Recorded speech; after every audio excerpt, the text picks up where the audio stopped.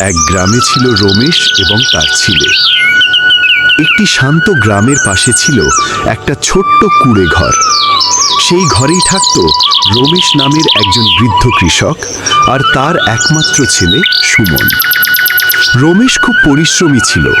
ভোর হতেই সে মাঠে চলে যেত, আর সুমন পড়াশোনা করত গ্রামের স্কুলে। রমেশ সবসময় ছেলেকে বলতো, সুমন, পরিশ্রমী জীবনের মূল চাবিকাঠি।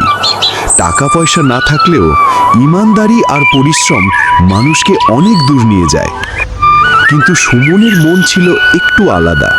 সে শহরে গিয়ে বড় কিছু করার স্বপ্ন দেখত। সে প্রায়ই বাবাকে বলতো, বাবা, আপনি শুধু কষ্ট করেন, কিন্তু এই গ্রামে থেকে কি বড় কিছু হওয়া যায়? রমেশ হাসতেন।